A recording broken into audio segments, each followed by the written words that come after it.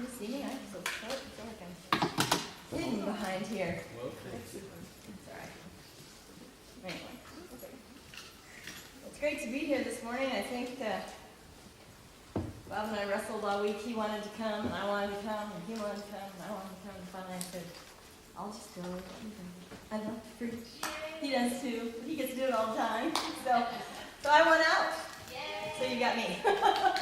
So you guys are the short stars on the right now. But it's just great to be here and to share with you. And I'm going to talk to you today about living a repurposed life. You know, we're about 6 or 7 weeks into the new year, I think. And sometimes it feels a little longer than that to me. I don't know about you, but I feel like I'm way farther into it. The other day I was trying to write a check, and I wrote January. And then I wrote a check, and I wrote June. So I'm not sure. I'm a little mixed up, but it feels a little messed up. But nevertheless, you know, we think about the start of the new year, and we think about how we're going to live better, right?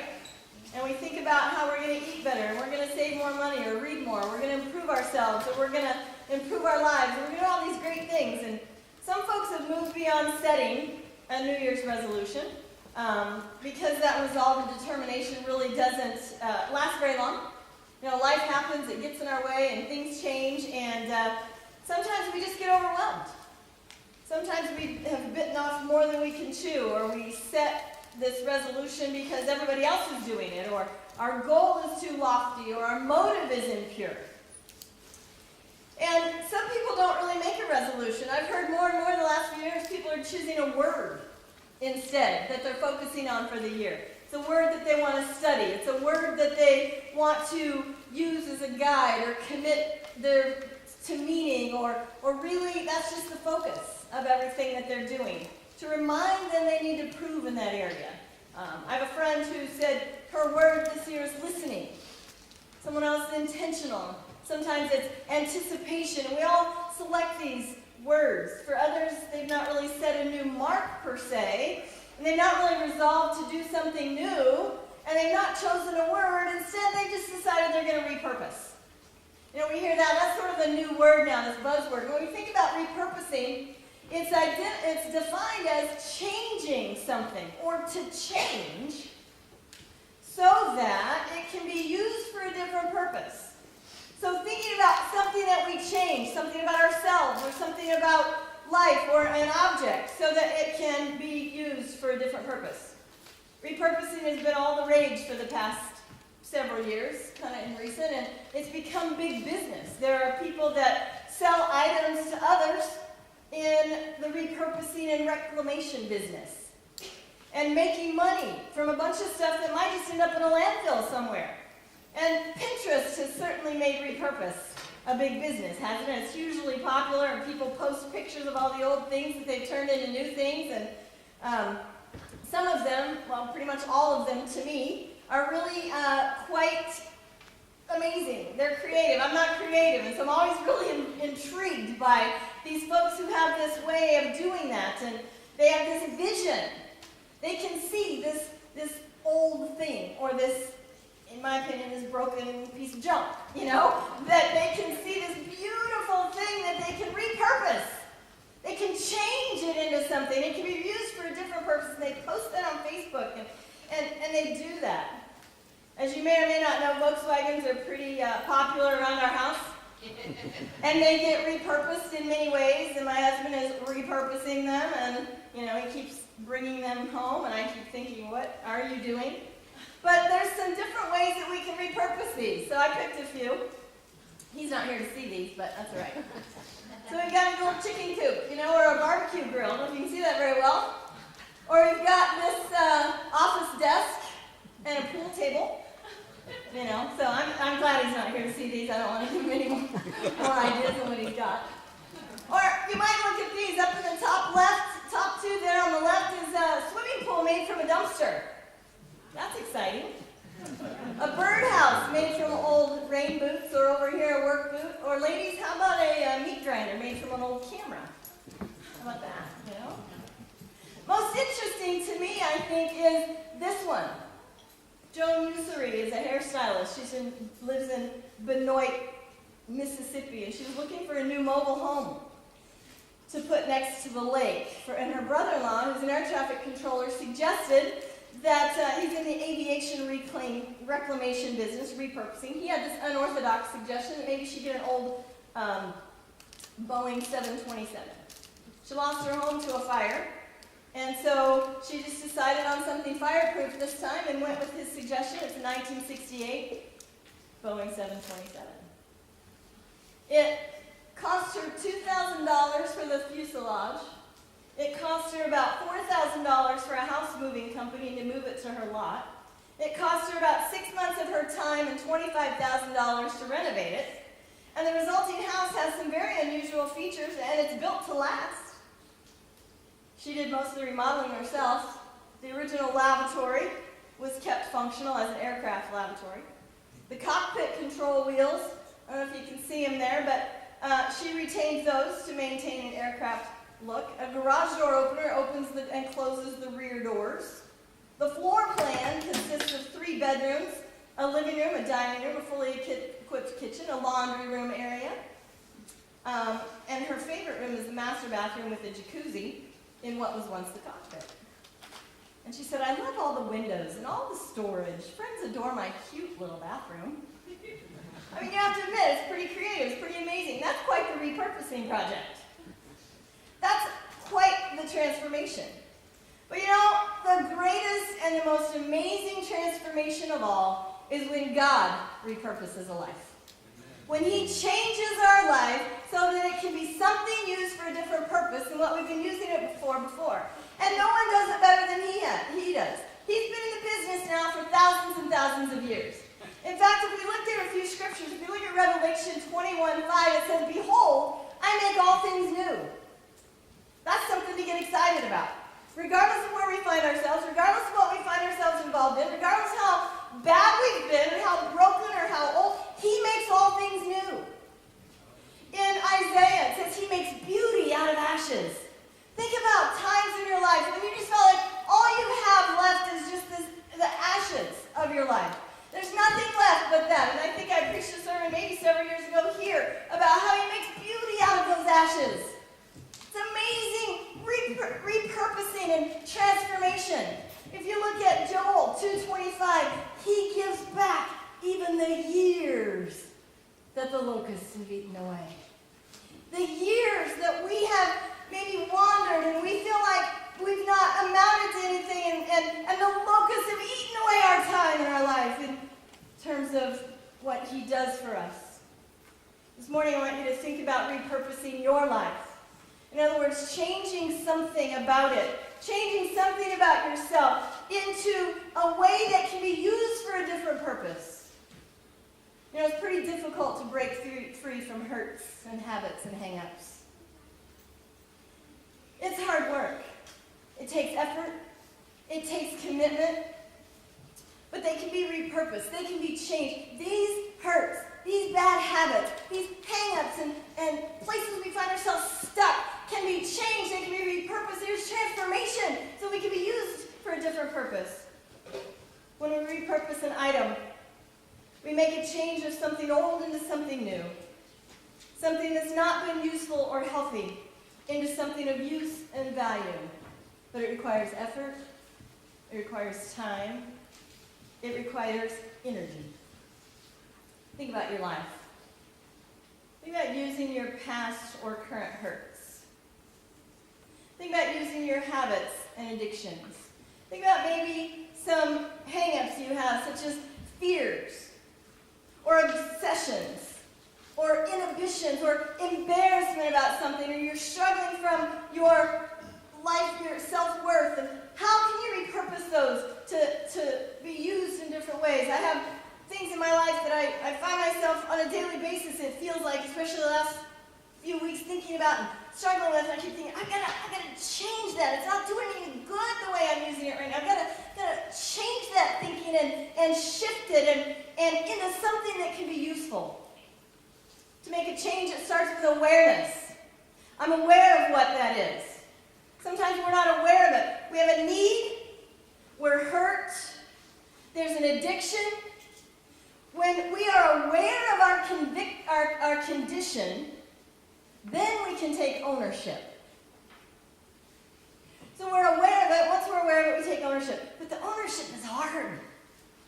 to say that we own that thing, that we possess that thing that's holding us back, that we're holding on to, that we're allowing to control us, when we own it and we accept responsibility for it, then we're able to stop blaming others for our response to their actions or what they did. And we can begin to move to a place of repurposing in order to help others. See, we're aware of it, and then we have to own it. I'm pretty cool at being aware of things. I can do that, yeah, okay, I got it. But then I have to own it. I have to own my role and my responsibility in it. And one of the things that happens in that ownership, like I just said, is that we then can stop blaming others. A person cannot blame their way to freedom. We cannot blame our way to freedom. We have to take responsibility for the life we've lived before we can live the life Jesus came to give to us. One of the ways we do that is by taking ownership, not just of the big decisions that we've made in the past that have gotten us to where we are, but the daily decisions that we make.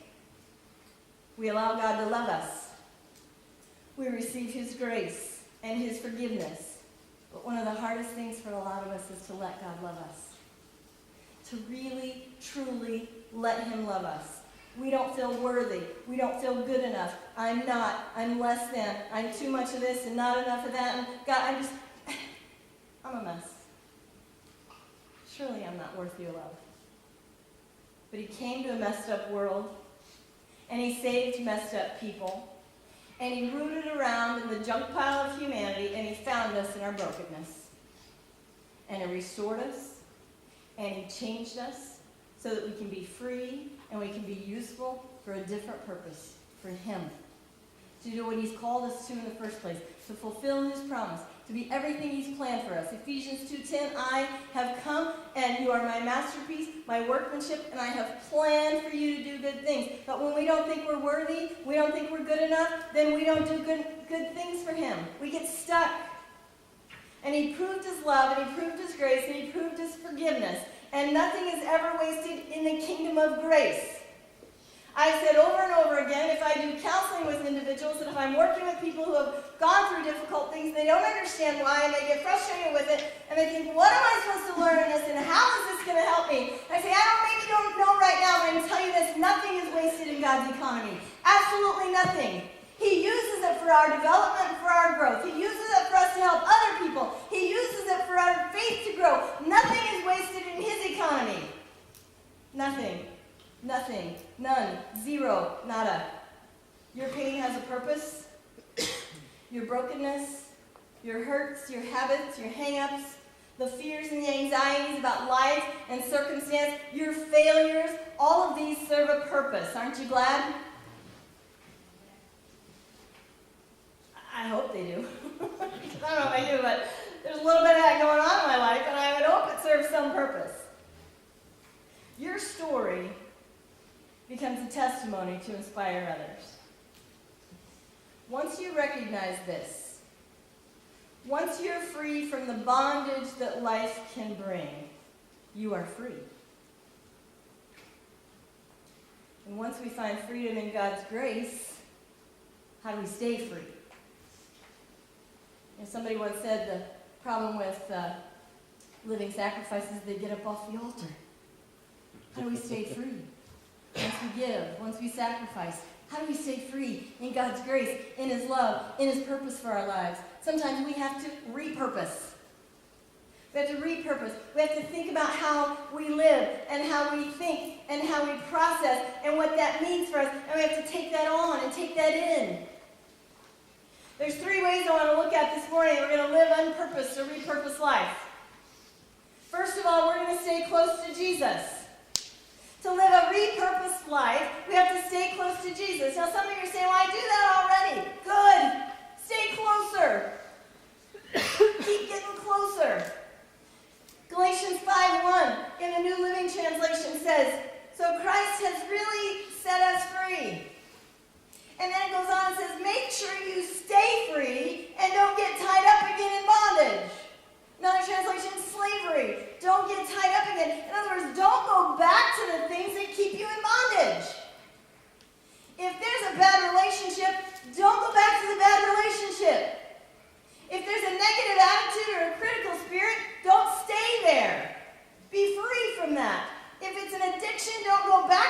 addiction, or don't transfer that addiction to something else.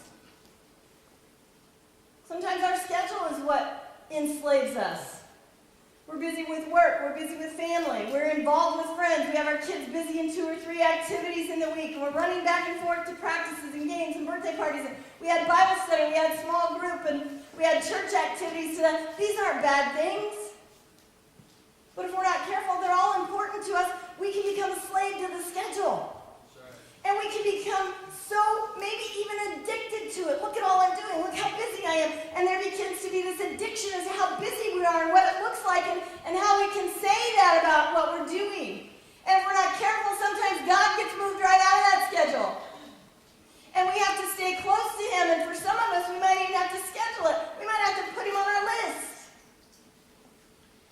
One of the biggest obstacles to freedom is a spiritual blind spot. The spiritual blind spot is sometimes buried beneath layers of busyness and distraction. Another oft-quoted phrase that I use on many occasions is, if the devil can't make us bad, he'll make us busy. I'm not doing anything bad. I don't have a lot of sins you can say.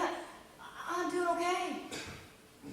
If he can't make us bad, he'll make us busy. He tries to distract us, tries to keep us away from staying close to Jesus. The first step to staying close to him is getting free is to slow down. We have to take an inventory of our lives. We have to ask Jesus to pull back the covers on what we want to keep hidden. That's kind of an ouch for me. I'm putting this down thinking, ouch. There's that awareness and then that ownership. Yeah, I have to pull back the covers on what we want to keep hidden. Which might also keep us distant from him. Because if I'm hiding something, if I don't feel like I'm really doing, see, when we don't, I don't know about you, but when I don't feel as close to Bob, or when I've got some little secret, or I'm not doing something that he wants me to, or I just have this bad feeling, it kind of distances me. And then when I become aware of it, I have to own that, and we have to talk about it. So we can maintain that closeness again. So we can come back together again. And when we are in bondage of our time, or to our time, we can miss the gentle voice of Jesus. We aren't as close. We've not left enough time in relationship for him. For all of us, for you and me, he beckons us. Do you know what it means to be beckoned? Do you know what it means to be beckoned? He beckons us to him for quiet conversation, for that sweet time together. For all of us, he desires. Do you know what it means to desire? He desires to spend time alone with him. For all of us, we need to be alone with him. We need to be alone with him. But for some of us, we might need to learn how to be alone with him. Because it's new. Because it's a little frightening. It's a little, what's this look like? What's this mean? Do I just go in a dark room? Or do I have to stop everything? Do I have to, here we're going to talk about a prayer closet. How do I enter into the presence? How do I know how to be with him? Well, how do you learn to be with somebody that you love? How do you learn to be with your significant other, or your spouse, or your friend, or your children? You make time, first of all. And so again, we do this inventory of our time. It's not, we don't overcomplicate. If I want to spend time with my grandkids, I don't overcomplicate it. I keep it simple. And it's not learned being in a crowded place. If I want to spend quality time with my husband or with a friend, I don't see if I can go to the loudest 16,000 person stay. I don't go to a KU game to try to have an intimate conversation and get to know my friend, or have relationship or quiet time, or deepen that, or be in the presence of them. Sometimes we do. But I really try to think about it.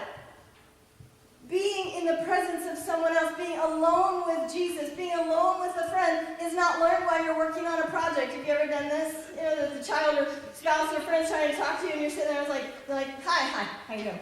Good, yeah, thanks. And you're working on something, and they're talking to you, and you're just there, and it's like, are you listening to me? Yeah, what did you say? I heard everything you said. Yeah, what did I say? Often I can report back. But I still haven't stopped to be in their presence, to be close, to have that intimacy, to really recognize what I need to hear. See, it's when you're with that person. When you're with Jesus, present, still, quiet, you learn to listen. You learn to know his voice. You don't get close or stay close through your busyness and activities. Now, Jesus is in my busyness and my activities, trust me. And I know that he relates to me the way he designed and created me. And so when I'm ready to go, I know he's coming with me. But I also know he says, can we just stop? Can you just for a minute, just chill? Yes, I'm sorry. I can do that. Your kids say that to you, your spouses say that to you, your friends say, can we just go to coffee and stop? I mean, I like being with you, but I want to run around town on errands spending time. Can we just stop? And so what happens is, through the noise that drowns out his voice, instead we lean in. We lean in. When somebody tries to say something, think about when somebody whispers to you, what do? You lean in. Get real close. Because you don't want to miss it. And you don't want to hear all this when your kids whisper. Yeah, right. What'd you say? It's a little louder, okay? Sometimes I think that's what God thinks about when he's trying to get our attention. We're going, what'd you say? That's all it sounds like to us, because we don't lean in. We don't stop. We don't make time to stay close. Instead, we're still in that bondage because we're going back and forth to that thing that it traps us. Psalm 46:10. Be still and know that I am God. See, the knowing comes from being still. The knowing comes from listening. The knowing comes from caring. And as I always share, anytime I share this scripture, I love the Message translation of Psalm 46:10 because not only does it say, be still and know that I am God, in the Message it says, step out of the traffic. Step out of the traffic. I get that. That whole being still thing, whoa, man, I don't just stop very well. But I get step out of the traffic. That's intentional. That's action. That is stop what you're doing and make a point.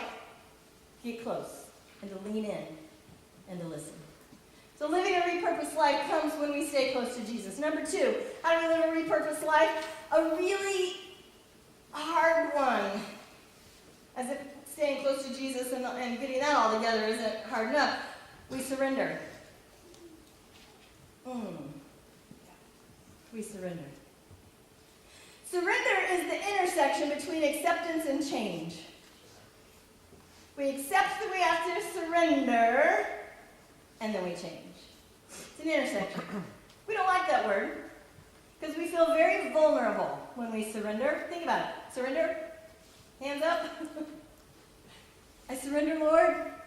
I surrender. We're no longer in control. It's almost like we feel like we lose something when we're asked to surrender. In God's economy, surrender is how you win, not how you lose. Jesus said, take up your cross daily. The cross is the ultimate symbol of surrender, isn't it? That's the ultimate surrender, a symbol of surrender. So let me suggest, I have 3 things here on the screen. I want to suggest that we surrender. Pride, self-will, and future. First of all, this surrender isn't hard enough. Just surrender. We have to surrender our pride. I don't know which one's more difficult. Just surrender in general or surrendering my pride? We ought to surrender our pride because if we don't, God's against us. In James 4:6 it says, God resists the proud. It gives grace to the humble. He resists the proud. If you want to know God's against you, then just be proud. Talk about everything you've done, what you know, all you own, what you accomplish. God opposes that spirit. He resists it. The second thing is our self-will. That's kind of hard too. I can do it myself. I don't need any help. I got this. Got it taken care of, all covered. The only will that really matters is God's will. Jesus prayed in the garden, not my will, but yours be done. People would ask me sometimes, especially when I was working at Mid-America with students, how do I know God's will in the first place? One way is to surrender to his will in advance. Because he's not going to show us his will if he knows we're not going to do it anyway. So we're trying to have to say, okay, Lord, I will. I surrender. And then he knows that we're willing. We've let our own will go. We've let our own pride go. We've let our own stuff go and said, okay, Lord, whatever. Not my will, but yours. Then he will begin to help us, to give direction. We also need to surrender our future. This is difficult too, for two reasons. One, we can't control it anyway, and two, worrying is going to suck all the joy out of today, and we're going to miss it. Jesus said in Matthew 6, why do you worry about tomorrow? Let tomorrow worry about itself. He's saying, just take it a day at a time. I heard somebody say, today is the tomorrow that you worried about yesterday. Now, think about it. Today is the tomorrow you worried about yesterday. And what good does it do? Yeah, I don't like to think of myself as a worrier. I like to call myself a planner. I like to control things. I like to be in control of what's going on in my life. I like to know how this is going to work out, or that's going to work out, or if I do this, then that. Hey, I got it all figured out. I am a planner. But when something looms very large, there's some really big unknowns, and there are things that seem really uncertain to me and I can't control, and I begin to look ahead, and I'm not able to plan, i.e. be in control. And then I'm wondering, as in worrying about what's going to happen. I do not enjoy the present. I'm missing this moment. I'm missing time with my family. I'm missing time with my kids. I'm missing time with you. I'm missing it. I'm not present. Oh, I'm here. I'm right here. But I'm not here. I'm somewhere else, doing something else. And I miss today. And I skip over the joys and the little things and even the big things of today because I'm so trying to control and plan for the future. You want to know how much you can't control the future? Think about any unexpected events in your life. Think about things that are life-altering, that are painful, that are disappointing. You know, when Violet was diagnosed with leukemia, it didn't take us but about a split second to realize we had no control over life or our future. I mean, no control. We couldn't control a day. We couldn't control the next minute or the next hour, much less the day. We had no control. We had to surrender our future, and we cannot worry about the diagnosis. And they say maybe 3 years, and they say maybe in 28 days she'll be in remission, and they say maybe this, and we couldn't control that. And clearly we didn't, because at day 28 she wasn't in remission. And we look at life differently. And we realize that we have to stay close to Jesus, and we have to surrender every day, and that includes our pride and our self-will and our future. Every day. And yes, I want to control the future. And yes, I worry about it. There, I said it. There's no planning in it. I'm just like, oh, seriously, come on. Gee, and this disease are never far from our minds. Or my head. Violet for violet, my purple. But adversity teaches us. We don't like it. And if we're honest, we would all say that we don't like adversity. We love to avoid heartache. We love to avoid disappointment and the lessons that come. But it teaches us and it draws us closer to Him. And if it doesn't, then we need to reconsider. Because we're not out there by ourselves. And it teaches us about being in His presence, and it teaches us about drawing from Him, and it teaches about getting strength from Him, and it teaches us to surrender our own will and our own future and His hope for His will and His hope and His plans and what He's designed, not my will. Not my will, but His. That's surrender. Corey ten Boom once said, in order to realize the worth of the anchor, we need to feel the stress of the storm. It reminds me of a message Pastor Bob preached a few months ago where he's talking about the anchor. When I was thinking about that, in order to realize the real value of that anchor, my anchor holds. It makes me think of that old song, my anchor holds and grips the solid rock. That grip. Think about the anchor. You see these big ships and these giant anchors, and wow, that's a big anchor. And the anchor our faith holds and grips. When I think about gripping, I think, man, you know when your kids have a grip on something, you're trying to pry it loose? They got some powerful strength in that grip, don't they? But if my anchor Jesus holds, then I can grip with an immeasurable strength. And it holds and it grips the solid rock, and my faith is secure, and my hope is secure, and my life is secure, and my future is secure, and my will is secure, because I am hanging on to him.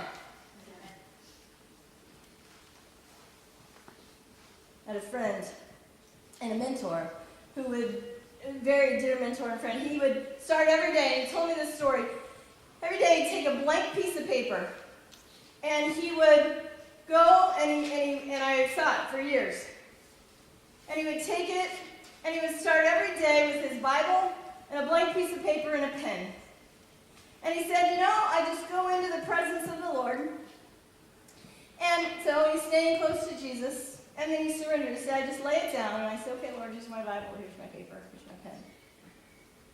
What do you want from me today?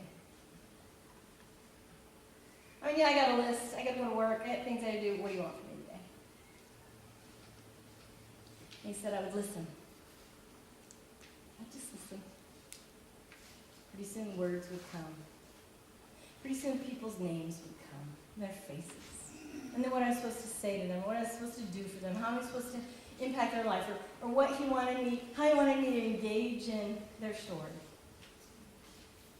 And he would take that. And when he was done, he would fold it up, and he'd stick it in his front pocket. And he'd just take it out and say, look, Sondra, here's what the Lord told me to tell you today. He said, here's what he asked me to do today. There's things on this list I don't want to do. But I had to stop and find out and surrender my pride, my self-will, my future of this day. And he did. That's a daily surrender. That's saying, not my will, but yours, Lord. We can't control our future. We have to surrender our pride and our own will. In John 10:10, Scripture says, Jesus' words, I have come that you might have life and have it more abundantly. In other words, go for life. Enjoy it today. Live in the moment today. Live in today. Let your joy be full today. Not tomorrow. Celebrate today. You might need to repurpose how you live your day, deciding that you'll look for something to celebrate every day. Maybe you have to celebrate, you might have to start with celebrating when the sink gets unclogged, or the dishes are done, or the laundry basket's empty. Maybe it's just the little things, find something to celebrate so your joy will be full, so you're not stuck in all the things that are going on, and you really realize what's happening. Today's a cold day. Maybe you need to celebrate the cold wind outside when you're inside with your nice hot chocolate. Maybe we can celebrate even though spring is coming, and when it comes, I don't know about you, but spring is, spring. Oh man, those stupid dandelions. Celebrate the dandelions. It means it's spring. And yet, don't you see how quickly we miss that joyful presence of the Lord? Look for the joy and the fullness, the abundance you have around you. Ann Voskamp, the book that you're going to be studying with Julie, the 10,000 Gifts. Her subtitle is this: a dare to live fully right where you are. A dare. I dare you. Anybody ever said I dare you? And what does that make you do? Oh yeah? You dare me? Here we go. Game on. She's saying 10,000 gifts. I dare you to live fully. Now something like that, we might go, whatever. No. Take it. Maybe you need to repurpose your daily surrender and start looking for the joy today. Far too often we say someday or one day, but those days never come because today is tomorrow that you worried about yesterday. Someday or one day becomes that tomorrow. Life goes fast. Don't look back. Don't look ahead. You can't control your past or your future. But that, with God's help, you can control today because you lean in close. You listen to his voice. You learn to surrender. And that's the only way to avoid a relapse back into the bondage. Back into whatever it is that keeps us down or discouraged, that disables us from moving forward, and it locks us and it stops us, and we're just stuck.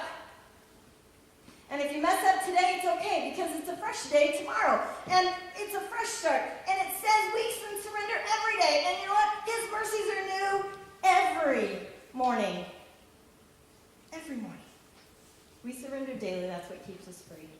In Christ is where we find our freedom. And so it's where we experience a repurposing of the grace of God in our life. So not only do we stay close and we surrender our pride and self-will in our future, but the third way that we live this repurposed life is to give our lives away. We live in a self-absorbed world. If you want to stay emotionally healthy, you need to give your life away by being others-focused. You know, it's a selfie. We take a picture. It's a selfie. And self-absorbed kinds of things. And we need to be others-focused. We need to move out from behind woe is me and away from I don't have anything to offer. I'm not good enough. I don't have it all together. Well, get in line. Most of us don't have it all together.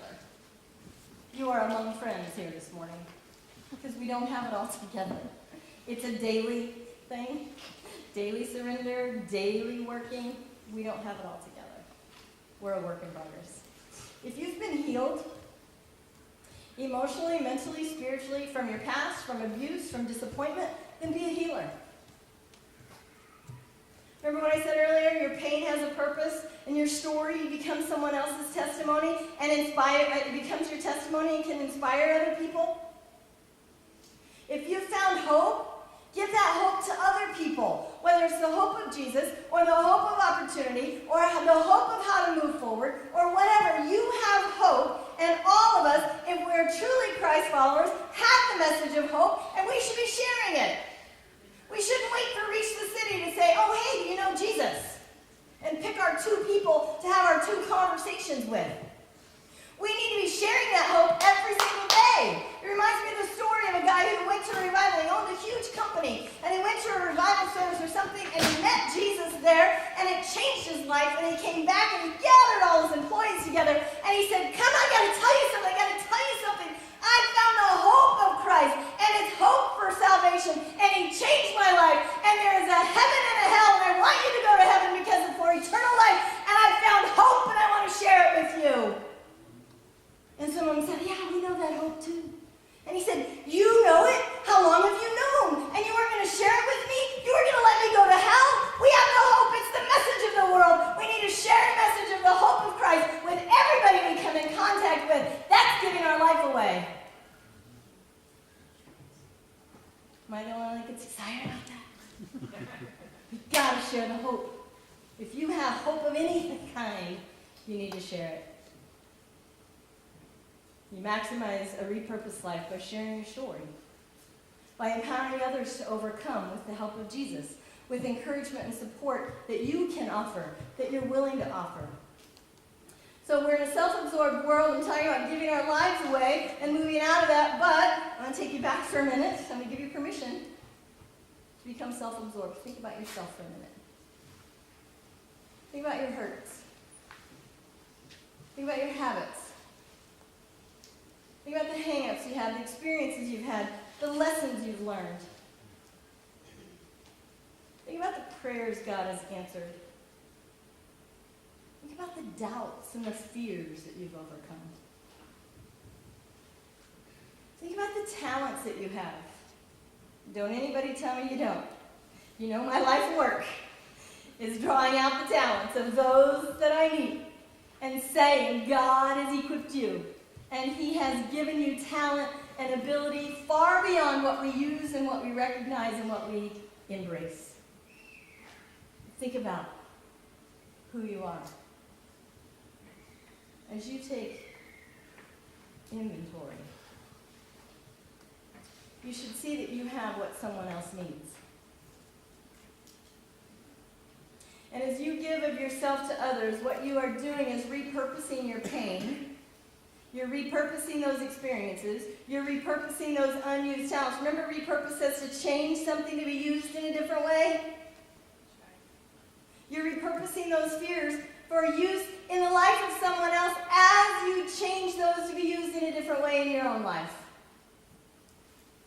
Giving yourself away isn't just sharing from your past experience either. It's also serving. Who and how are you serving? Kathy said this morning, we need help with decorating. We need help with fine arts. Children's church, working in the nursery, with the youth, especially in transition. Reach the city.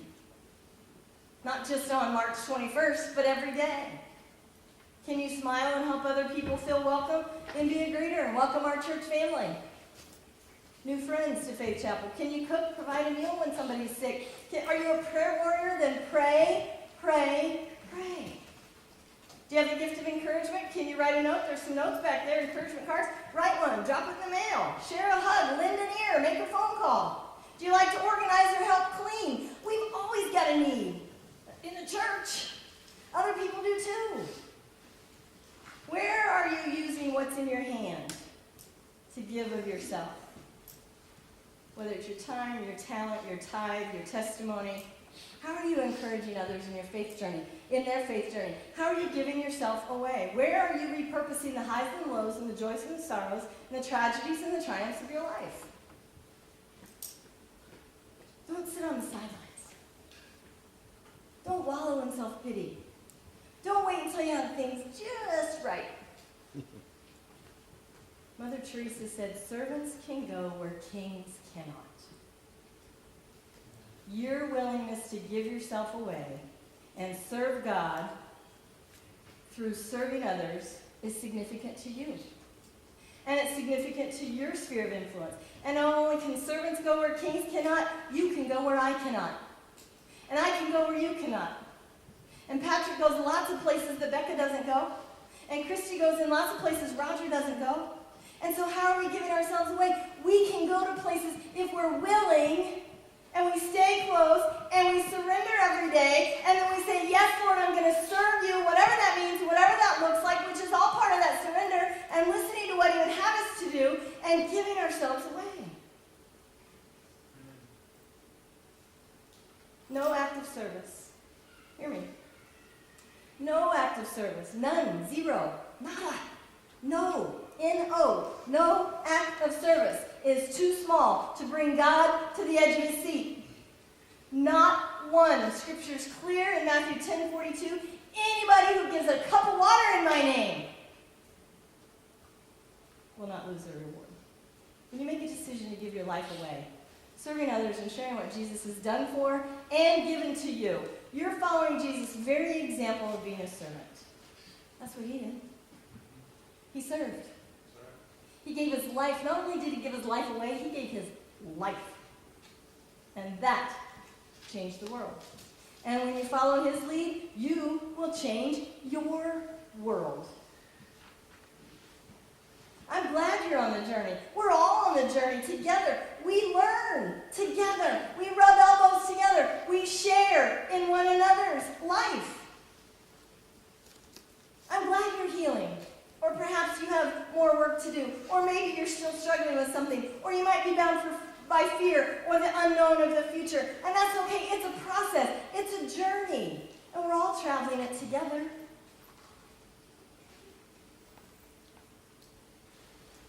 As I prepare to close, I'm asking Jimmy if you'll just come on up.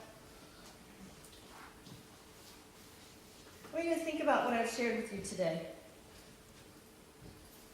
Are any of these areas that we've talked about areas that you need to kind of consider maybe some repurposing, some changing, to be used in a different way, to help you move to a bigger and better place, changing how you view that thing or your past or whatever circumstances you're holding on to? Maybe you still need to learn how to be in the presence of Jesus and just be still. Or slow down. Or you're close, but you're not as close. You've shifted a little bit. Maybe you need to be more purposeful about your daily surrender. In general, but also specifically in the areas of your pride or your self-will or your future and what you want.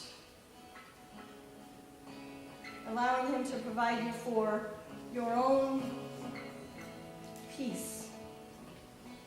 So you can enjoy today. You need to find more ways to serve. Not only here at Faith Chapel, but your place of employment. your neighborhood, the person you see at the grocery store. I'll admit, I could do a lot better serving in the grocery store line. I could. You know, I was in Walmart at Christmas time, and I don't even know what I was looking for, toothpaste or something, and this young girl stopped me. You have the most amazing hair. It's purple. Did you do that on purpose? I hear that about 4 times a day. Yes, I did it on purpose. I have a granddaughter named Violet June who has leukemia. This is my Violet for Violet. Oh. Can I pray for her? Please do. I would love it if you'd pray for her. Can I pray for you? Sure. What's your name? I'm Sondra. Can I just pray for you right here, right now? Sure.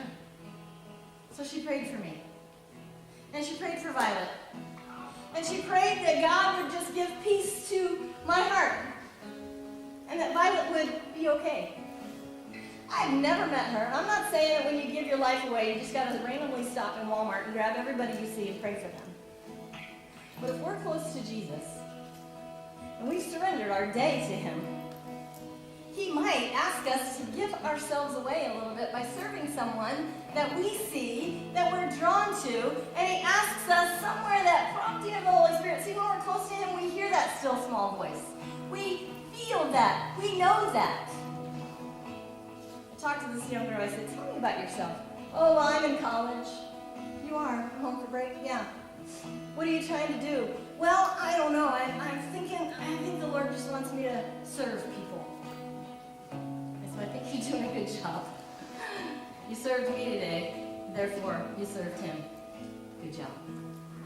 She goes, yeah, I don't know. I'm not exactly sure what I'm supposed to be doing, but I'm just trying to listen to his voice and surrender my will. It's like, how old are you? Because I still don't have that. I'm pretty sure I'm 3 times your age. She's well on her way. Whatever she's experienced in life, wherever she's at, she's living it repurposed for him. It's amazing. The Bible says it's for freedom that Christ set us free. His will for us is to be free in him, free from everything that holds us back. And if we're willing to give our life away, we might just find ourselves living our old life in new ways. Repurposed. Changed. To be used in a different way. He came. He found us. He found me. He found you. I get pretty excited when I think about that. When I really let that in, I get really overwhelmed with the fact that he came and found me. And he said, yeah, you're good enough. You're way, way better than you give yourself credit for. And he set me free from all the things that hold me back. And I still get tripped up and I hit those speed bumps and I hit those walls and they hold me back, but I have to surrender. And he says, it's okay. It's okay. Let's do it. Keep doing it. Because he wants us, he didn't want me to go back to that bondage. It says right here, Christ has really set us free. Make sure you stay free and don't get tied up again in bondage.